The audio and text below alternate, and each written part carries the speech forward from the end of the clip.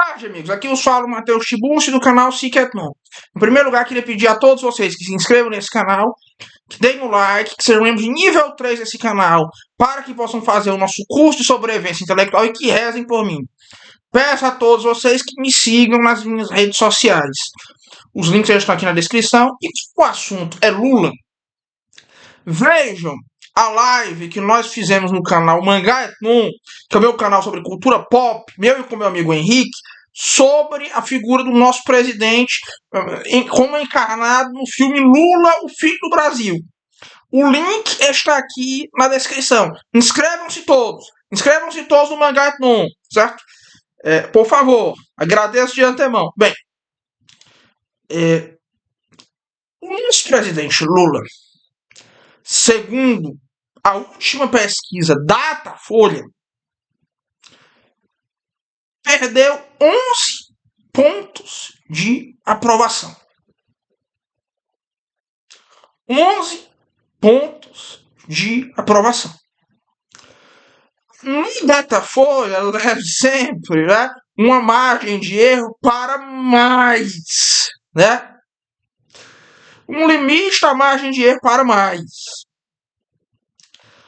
Isso reflete o que todo mundo está vendo na rua. Aqui no interior do Ceará tem muita gente já abertamente contra o PT. Muita gente abertamente contra o PT.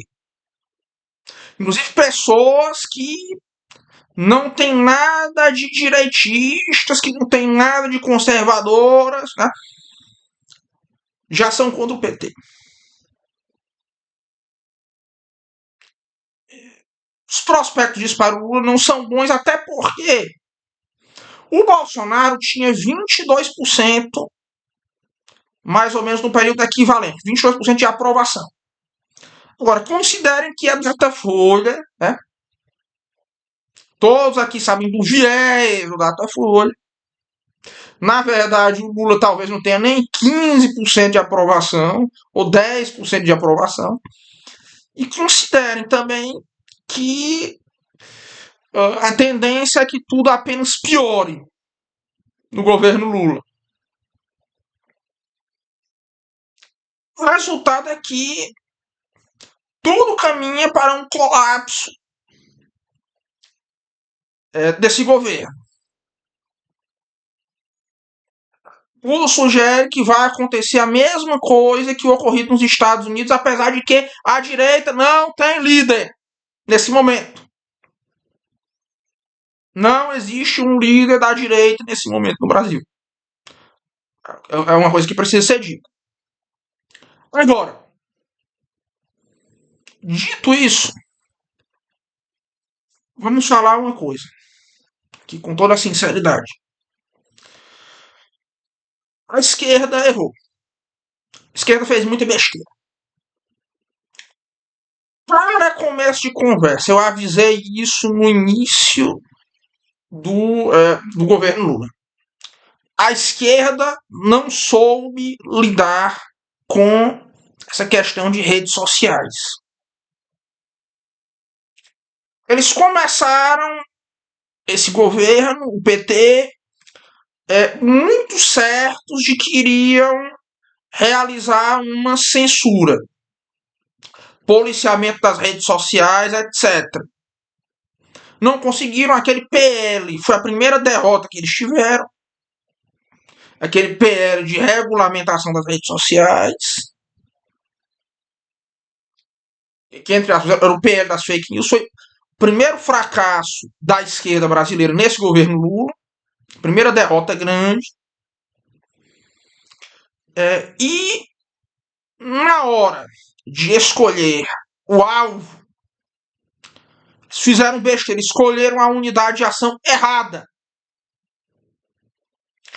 Porque eles, nos 2 primeiros anos de mandato, o PT dedicou uma atenção excessiva e um esforço excessivo à perseguição de supostos grupos neonazistas e alt-right, achando que isso aí era alguma ameaça ao projeto de poder deles, achando que isso aí era a maior ameaça.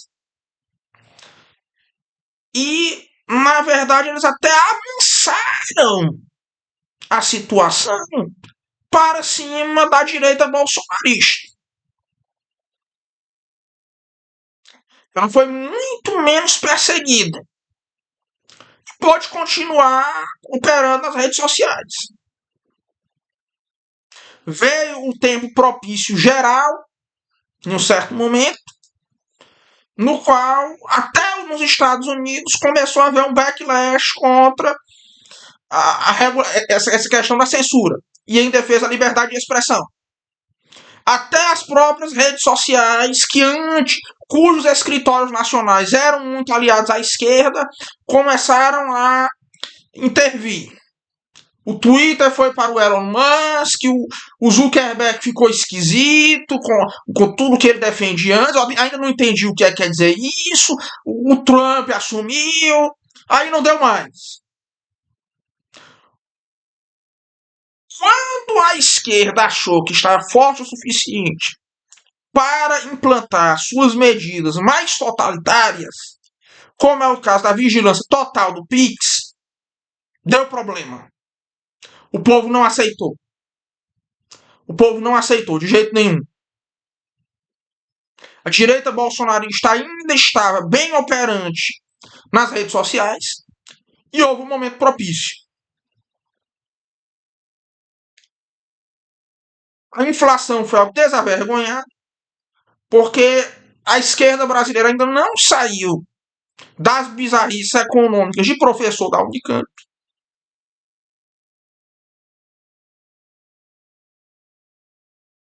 E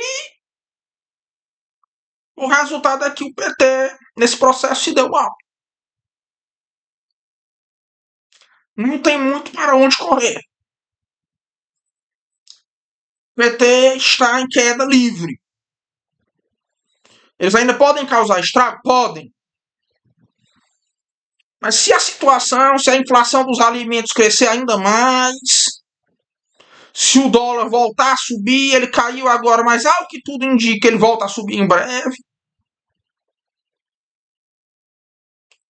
Aí eu não sei de fato se o Lula termina esse mandato. Acho que não.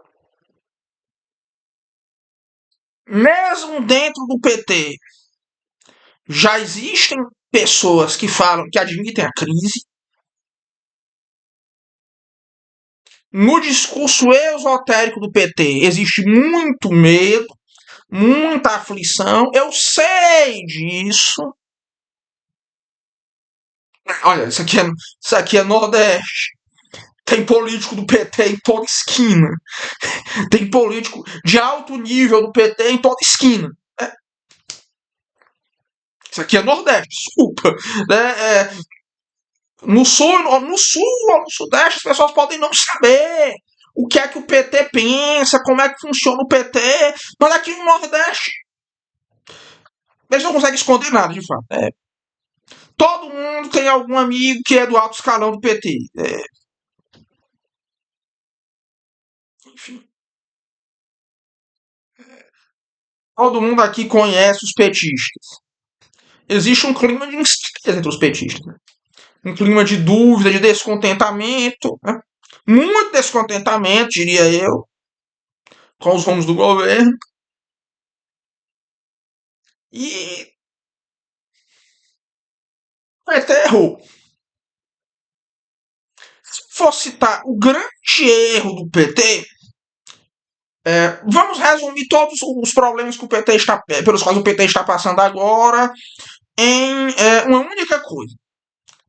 O PT e a esquerda brasileira acreditam no seu discurso exotérico, de fato. Ao menos em grande parte. Eles acreditam, de fato, nessa pauta econômica maluca. Eles acreditam, de fato, né, que nessa lorota de que o Brasil é um país diplomaticamente muito forte no mundo e que consegue negociar com os Estados Unidos, consegue enfrentar os Estados Unidos, consegue enfrentar todo mundo. Né? Eles acreditam que, de fato, Existe uma alt-right pronta para tomar o Brasil. Né? Eles vêm em todo lugar, círculos de extrema direita, né, que não existem. Tem coisas que são só que deveriam ser discurso puramente exotérico, para enrolar trouxa. Mas a esquerda brasileira acredita demais no seu discurso exotérico. Acredita um pouco demais. E ela acredita demais o suficiente para a sua própria ruína. Essas pautas pró-crime também. É uma coisa em que o esquerdista brasileiro médio acredita. Né? O esquerdista brasileiro médio acredita nisso aí, nessas pautas pró-crime. Fato, não tem muito para onde correr. Né? Alguns até duvidam, mas é um negócio que não ousam questionar. Tem muito esquerdista brasileiro, por incrível que pareça, que de fato acredita nessa pauta pró-crime da esquerda. Tem muitos que não acreditam. Verdade seja dita. Esse aí é um ponto onde tem alguma discordância. Tem gente da esquerda que realmente acha que isso aí é loucura. Mas já se passou o tempo onde a esquerda brasileira, em que a esquerda brasileira tinha alguma autocrítica. Hoje a esquerda brasileira tem autocrítica. Por exemplo, olha, se eu da base aliada do PT, vamos lá, não, tem que falar do PT de fato, né? Do PT, vamos lá, PT, PCdoB, PSOL, dos altos dignitários.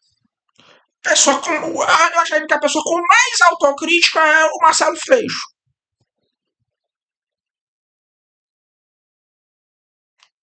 Que ia ficar, salvo engano, na Embratur, né? O Freixo. Né? E que tem todo, e diga-se de passagem, ainda é um esquerdista muito deslumbrado. Se alguém puder me indicar da esquerda mainstream brasileira, que tenha um político do alto escalão, que tenha maior autocrítica que ele, eu agradeceria, né? Agradeceria.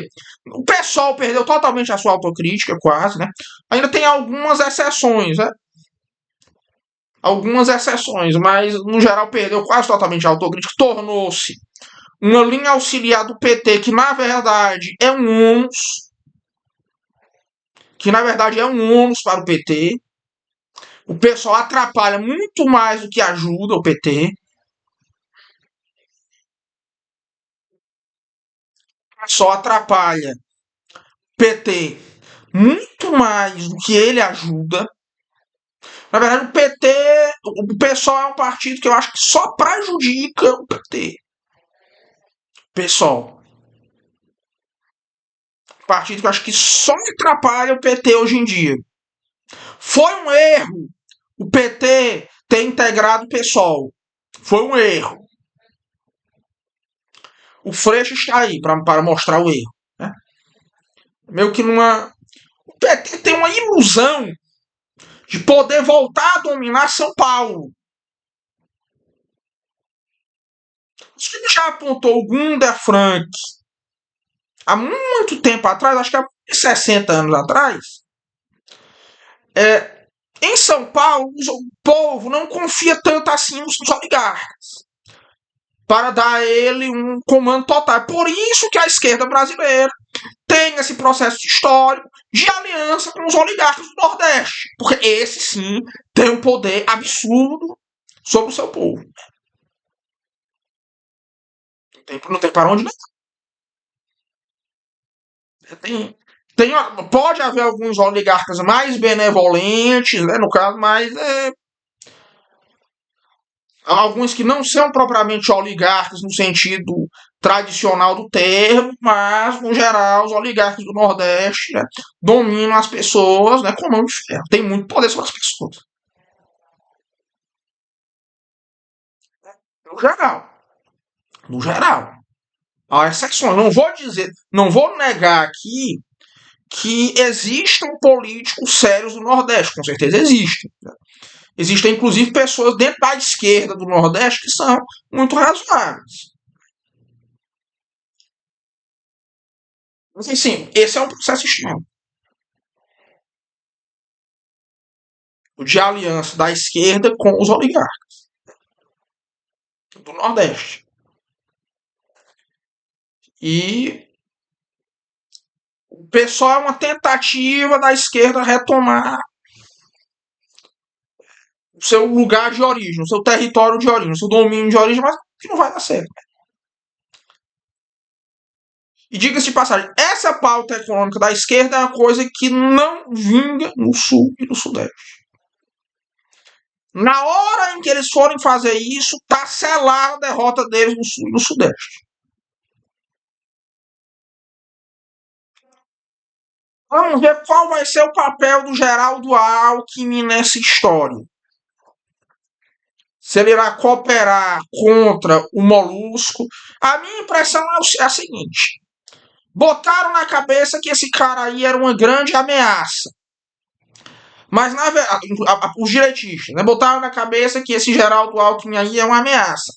Mas essa figura aí é, na verdade, um psicofanta apenas. Um psicofanta a serviço de gente, de qualquer pessoa que esteja acima dele na esfera de poder. Não acho que ele vá fazer o que o Temer fez, não. Não acho.